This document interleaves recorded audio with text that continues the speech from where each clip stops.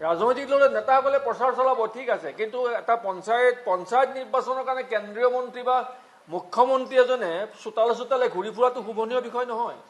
দলৰ নেতাসকলক কৰিবলৈ দিয়ক, দলৰ নেতাসকলে প্ৰচাৰ চলাওক, কিন্তু তাৰ বাবে কেন্দ্ৰীয় মন্ত্ৰী মুখ্যমন্ত্ৰী এই জাতীয় পদবীধাৰীসকল চোতালে গাঁৱে ঘূৰি ফুৰাটো শোভনীয় নহয়। যদি ভাল কাম কৰিছে তেওঁলোকক ৰাইজে ভোট দিব লাগে, এনেই ভোট দিব লাগে। নিশ্চিতভাৱে তেখেতসকল কনফিডেণ্ট নহয় ভাল কাম কৰিছো বুলি, যাৰ কাৰণে গাঁৱৰ চোতালে গাঁৱে ঘূৰি ফুৰিব লগা হৈছে। এই সামগ্ৰিক ব্যৱস্থাটোৰ বিপৰীতে আমি এটা নিকা ভাৱাপন্ন এটা প্ৰকৃত গ্ৰাম্য স্বৰাজ প্ৰতিষ্ঠাৰ সপোন সন্মুখত লৈ আমি অসম জাতীয় বোৰ্ডে প্ৰাৰ্থিত্ব প্ৰক্ষেপ কৰিছোঁ। আমি যিসমূহ ঠাইত প্ৰাৰ্থিত্ব প্ৰক্ষেপ কৰিছোঁ সেইসমূহ ঠাইত আমি অতি সৰলভাৱে, অতি সততাৰে, অতি নিষ্ঠাৰে, আন্তৰিকতাৰে গ্ৰাম্য জনসাধাৰণৰ বিকাশৰ আৰু সৰ্বাংগীন মংগলৰ বাবে আমি কাম কৰাৰ কাৰণে প্ৰতিশ্ৰুতিবদ্ধ, অংগীকাৰবদ্ধ। এই সম্পৰ্কত আমাৰ দলৰ যি আনুষ্ঠানিক প্ৰতিশ্ৰুতি, সেই প্ৰতিশ্ৰুতি আমি লিপিবদ্ধ কৰি উলিয়াইছোঁ। আৰু সেই আনুষ্ঠানিক প্ৰতিশ্ৰুতি যিখন আমাৰ নিৰ্বাচনী ইস্তাৰ বা ঘোষণাপত্ৰ, সেইখন আজি আমি আপোনালোকৰ জৰিয়তে অসমৰ ৰাইজৰ জ্ঞাতাৰ্থে মুকলি কৰি দিব বিচাৰিছোঁ। গতিকে মই এই দায়িত্ব পালন কৰিবলৈ দলৰ সন্মানীয় সভাপতি লুৰিণজ্যোতি গগৈ ডাঙৰীয়াক মই অনুৰোধ জনাইছোঁ। কথা কৈ লোৱা। আমাৰ অতি শ্ৰদ্ধাৰ সাংবাদিক বন্ধুসকল, আমাৰ দলৰ সন্মানীয় সাধাৰণ সম্পাদক জগদীশ ভূঞা ডাঙৰীয়া, মইনাক পাত্ৰ ডাঙৰীয়া, উপসভাপতি জিয়াউৰ ৰহমান ডাঙৰীয়া, আমাৰ দলৰ সম্পাদক,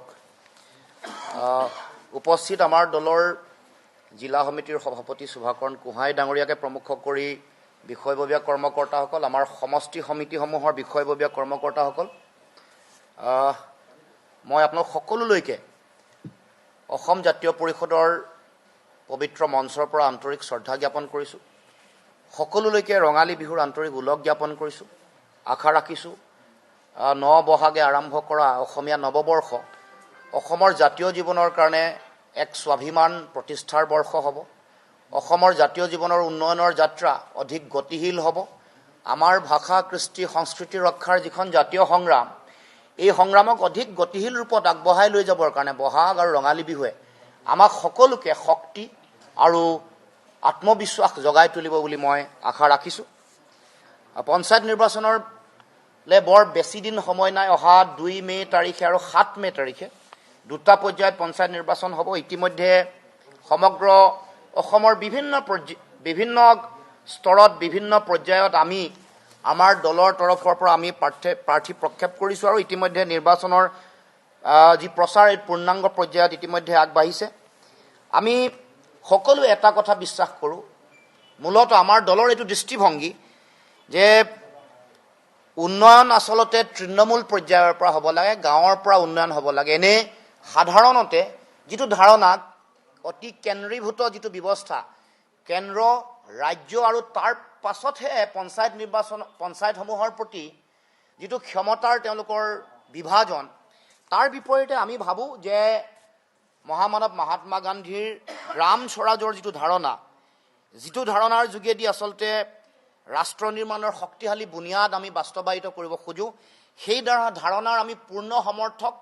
আৰু আমি এই নীতিক আমি সকলোৱে আমি বিশ্বাস কৰোঁ আৰু সেই নীতিটোক আগবঢ়াই লৈ যাব খোজোঁ। সেইটো হ'ল যে উন্নয়নৰ যাত্ৰা তৃণমূল পৰ্যায়ৰ পৰা হ'ব লাগে, গাঁৱৰ পৰা উন্নয়নৰ যাত্ৰা আৰম্ভ হ'ব লাগে।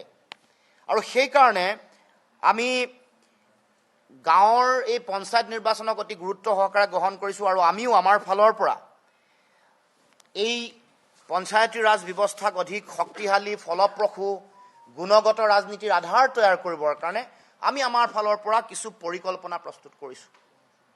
আমি ৰাজনৈতিক যাত্ৰাটো আমাৰ দলে জাতীয়তাবাদী আদৰ্শ লৈ আগবাঢ়ি যোৱা বৰ বেছি দিন হোৱা নাই, কিন্তু আমাৰ মনৰ মাজত যিটো ধাৰণাই অনবৰতে ক্ৰিয়া কৰি আছে, সেই ধাৰণাটো এনেধৰণৰ যে আমি আমাৰ সামগ্ৰিক উন্নয়ন আৰু বিকাশ কৰিবলৈ হ'লে পঞ্চায়তসমূহ অধিক শক্তিশালী কৰিব লাগিব। পঞ্চায়তলৈ অধিক ক্ষমতা পঞ্চায়তসমূহলৈ দিব লাগিব। ভাৰতবৰ্ষৰ সংবিধান সংশোধন হোৱাৰ পাছত